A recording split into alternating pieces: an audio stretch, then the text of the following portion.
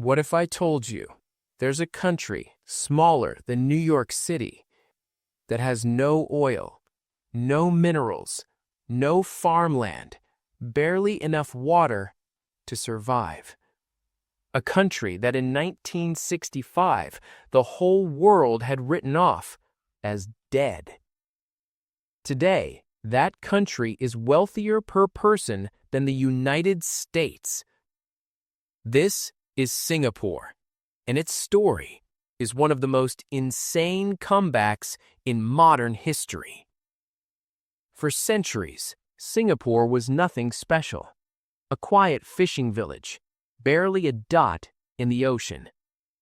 Then in 1819, a British officer named Stamford Raffles arrived, and he saw something nobody else had noticed. Singapore sat at a perfect crossroads. Every ship traveling between the great trading powers of the East and West had to pass nearby. Raffles decided to build a trading port right there. It worked brilliantly. Within decades, Singapore exploded. Chinese, Indian, and Malay immigrants flooded in looking for work. The population went from a few hundred to hundreds of thousands. Singapore became one of Britain's most prized possessions in Asia, a buzzing, diverse, and incredibly profitable port city. Everything was going great until it wasn't. In February 1942, the Japanese military invaded Singapore. The British had built their entire defense facing the sea. Massive guns, impenetrable walls. They were ready for anything.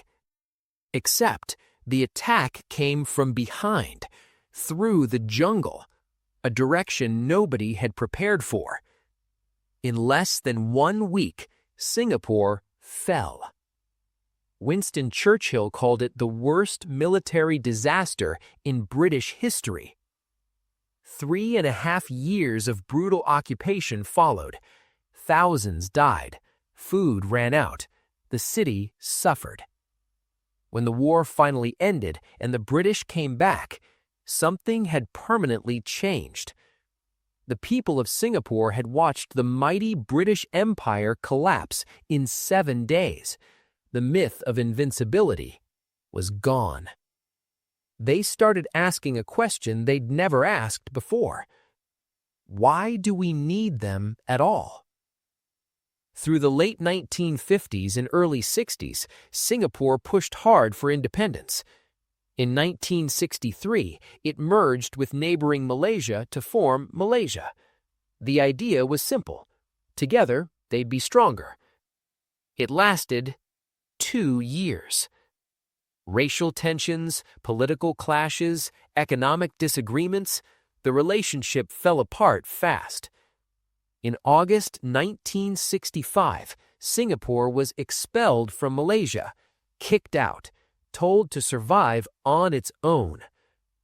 On the night it became an independent nation, Singapore's first prime minister, Lee Kuan Yew, went on national television. And he cried. Not tears of joy, tears of fear. Because he genuinely believed his country might not survive.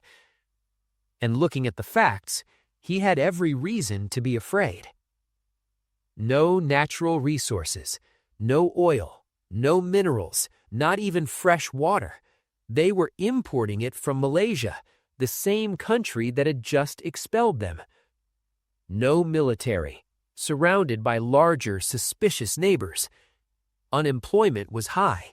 The only real economic activity came from British military bases, and the British were already planning to leave. By every measure, Singapore should have collapsed. Lee Kuan Yew looked at all of this and decided failure was not an option. Lee's strategy was bold and, in many ways, completely unconventional. On water, he covered the entire island in reservoirs and catchment systems. He funded research to convert seawater into drinking water. Singapore solved its water crisis entirely from scratch. on the economy. While most developing nations were shutting out foreign companies, Singapore did the exact opposite. Low taxes, zero corruption, strong rule of law. They invited every global business to set up shop here. Singapore would be the bridge between East and West. On housing, Singapore's slums were cleared.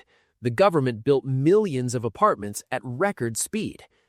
But here's the smart part. They didn't just give homes away. They let people buy them through a national savings scheme. By the 1980s, over 80% of Singaporeans owned their home. You won't find that number anywhere else in the world.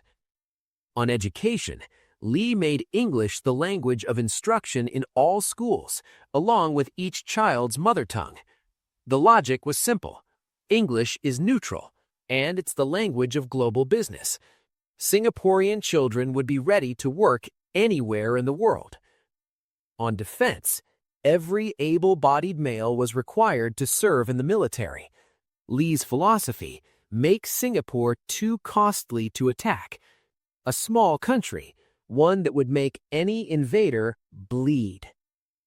The policies worked faster than anyone expected. By the 1970s, foreign companies were pouring in. New factories, new industries, new jobs. The economy was growing at double digits year after year. By the 1990s, Singapore's income per person had surpassed Britain, the country that had once colonized them. The slums were gone, replaced by one of the most modern skylines on Earth. The port became one of the busiest in the world. The airport consistently ranked the best on the planet. In one generation, Singapore went from third world to first world.